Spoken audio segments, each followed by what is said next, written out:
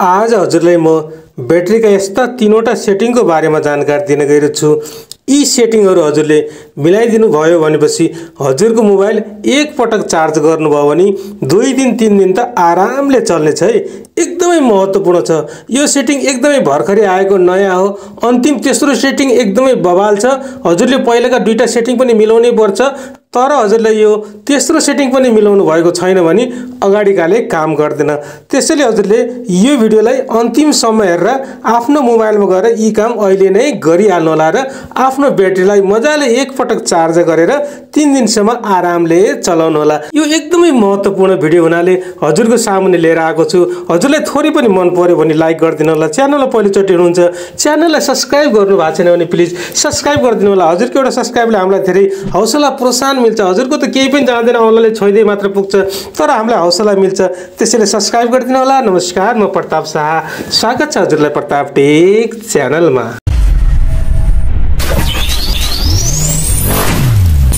अब हजुरलाई के हो त्यस्तो महत्त्वपूर्ण ब्याट्रीका तीनवटा सेटिङ, यसको बारेमा अगाडि जानकारी दिन गइरहेको छु। त्यसको लागि हजुरले के गर्नु होला भने सर्वप्रथम आफ्नो मोबाइलको यसरी सेटिङ ओपन गर्नु होला। यसरी हजुरले सेटिङ ओपन गरिसक्नु भने थोरै तल आउनुहोस् है।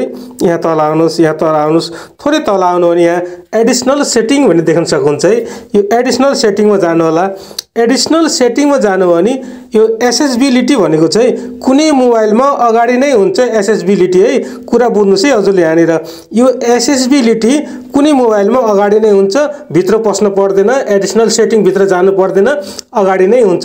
तर कुनै मोबाइलमा एडिसनल सेटिङ भित्र यसरी लुकेको हुन्छ। हजुरकोमा कस्तो छ हजुरले आफै चेक गर्नु होला। मेरोमा एडिसनल सेटिङ भित्र हुनाले म एडिसनल सेटिङ भित्र गएर एसेसिबिलिटीलाई यसरी ओपन गर्दैछु।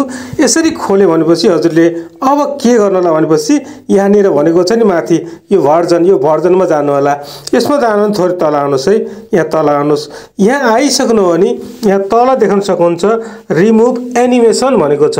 यो रिमुभ एनिमेसन हजुरको बन्द छ भने अहिले नै गएर यसरी खोलिदिनु होला। यसरी खोलिदिनु भयो भने अब के हुन्छ भने हजुरको जति मोबाइलमा आउँछ एनिमेसनहरू तिनी आफै जाने हुनाले अब हजुरको ब्याट्री एकदमै चल्ने हुन्छ। र अब हजुरले के गर्नुपर्छ भने यसको लागि पछाडिका दुईटा सेटिङ पनि मिलाउनै पर्ने हुन्छ। तिनी मिलाउनु भएको छैन भनेपछि फेरि यसले काम गर्दैन। अब के हो त दोस्रो सेटिङ, त्यसको बारेमा अगाडि जानकारी दिन गइरहेको छु। त्यसको लागि यसरी फेरि ब्याक आउनुहोस्। यसरी ब्याक आउनुहोस्। ब्याक आइसक्नु भने अब हजुरलाई दोस्रो सेटिङमा जानको लागि फेरि यसरी आफ्नो मोबाइलको सेटिङ ओपन गर्नु होला। सेटिङ ओपन गर्नु भने अब के गर्नुहोस् भने यसरी थोरै तल आउनुहोस् है। यसरी तल आउनु भने यहाँ एडिसनल सेटिङ भन्छ। फेरि त्यही एडिसनल सेटिङ भित्र जानु होला। यसरी एडिसनल सेटिङ भित्र गइसक्नु भने फेरि तल आउनुहोस्। यसरी तल आउनुहोस्। यहाँ डेभलपर अप्सन भनेको छ है। यो डेभलपर अप्सन हजुरकोमा छ कि छैन, कहाँनिर छ ख्याल गर्नु होला है। यो कुनै मोबाइलमा अगाडि नै हुन्छ, स्यामसङमा अगाडि नै हुन्छ, यतातिर नै हुन्छ। पहिले सेटिङ खोल्ने बित्तिकै तलतिर हुन्छ, तर कुनै कुनै मोबाइलमा यसलाई एडिसनल सेटिङ खोल्नु पर्ने हुन्छ। हजुरकोमा पनि कहाँ छ आफै चेक गर्नु होला। म अब यसरी तल गएर डेभलपर अप्सनलाई खोल्दैछु। यसरी डेभलपर अप्सनलाई खोल्नु होला। यसरी डेभलपर अप्सनलाई खोल्नु भने अब हजुरले यहाँनिर गर्नुपर्ने एकदमै महत्त्वपूर्ण काम छ है। त्यसको लागि थोरै तल आउनुहोस्। यसरी तल आउनुहोस्। यसरी तल आउनु होला। यसरी तल आउनु होला। यसरी तल आउनु भने यहाँनिर देख्न सक्नुहुन्छ हजुरले एप्स भनेको छ। यहाँ माथि एप्सको तल यहाँनिर देख्न सक्नुहुन्छ ब्याकग्राउन्ड प्रोसेस लिमिट भनेको छ। यहाँ ब्याकग्राउन्ड प्रोसेस लिमिटलाई यसरी टच गर्नु होला। यसलाई टच गरेर हजुरले के गर्नु होला भने नो ब्याकग्राउन्ड प्रोसेसमा राखिदिनु होला है। नो ब्याकग्राउन्ड प्रोसेसमा यसरी राखिदिनु भयो भने अब के हुन्छ भनेपछि हजुरको ब्याकग्राउन्डमा कुनै पनि त्यस्ता एप्सहरू जब हजुरले खोल्नुहुन्छ, हामीले बिहानदेखि साँझसम्म धेरै एप्सहरू खोलेका हुन्छौँ, तिनीहरू ब्याकग्राउन्डमा चलिरहेको हुन्छ। मोबाइलभित्र तिनीहरू चलिरहेका हुन्छन्। यसरी मोबाइलभित्र एप चलिरहन्छ तर हामीलाई थाहा हुँदैन। यसरी चलिरहने हुनाले हाम्रो ब्याट्री चाँडै सकिन्छ। त्यसैले हजुरले के गर्नु होला भने ब्याकग्राउन्ड प्रोसेस लिमिटलाई गएर नो ब्याकग्राउन्ड प्रोसेस लिमिटमा राखिदिनु होला। यसरी नो ब्याकग्राउन्ड प्रोसेस लिमिटमा राखिदिनु भने अब हजुरको मोबाइलमा पनि ब्याकग्राउन्डमा कुनै त्यस्ता एप्सहरू नचल्ने हुनाले हजुरको ब्याट्री पनि बचत हुन्छ। ब्याट्री मात्र होइन, हजुरको हजुरले डाटाबाट चलाउनुहुन्छ भने हजुरको डाटा पनि धेरै बच्नेछ। यसले एकदमै धेरै काम गर्छ। त्यसैले हजुरले यसलाई गएर अन गरिहाल्नुहोला है। यो एकदमै महत्त्वपूर्ण छ। हजुरले आफ्नो मोबाइलको ब्याट्री र डाटा बचाउनु छ भने यो ब्याकग्राउन्ड प्रोसेस लिमिटलाई नो ब्याकग्राउन्ड प्रोसेसमा गएर राखिदिइहाल्नुहोला। अब हजुरलाई यस्तै महत्त्वपूर्ण तेस्रो है, तेस्रो एकदमै बबाल सेटिङ छ। यो बबाल सेटिङमा जानुभन्दा पहिले हजुरले अहिलेसम्म लाइक गर्नुभएको छ भने प्लिज लाइक गरिदिनु होला है। अब हजुरलाई म तेस्रो सेटिङमा जाँदैछु। त्यसको लागि हजुरले के गर्नु होला भनेपछि आफ्नो मोबाइलको फेरि सेटिङ ओपन गर्नुहोस्।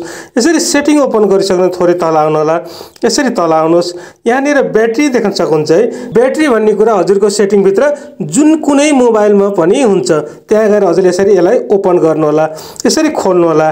यसरी खोलिसक्नु भने यहाँ माथि भनेको छ पावर सेभिङ मोड भनेको छ। यसलाई खोलिदिनु होला। यसलाई खोलेर यहाँ माथि पावर सेभिङ मोड भनेको छ नि, यो हजुरको बन्द छ भने यसलाई हजुरले यसरी खोलिदिइहाल्नु होला। यसरी खोलिदिनु भने अब के हुन्छ भने हजुरको मोबाइलको ब्याट्रीमा पावर सेभिङ हुन थाल्छ। यसरी सेभिङ हुन थाल्यो भने अब हजुरले एकपटक चार्ज गर्नुभयो भने त 3 दिन 2 दिन 3 दिन त आरामले चल्छ।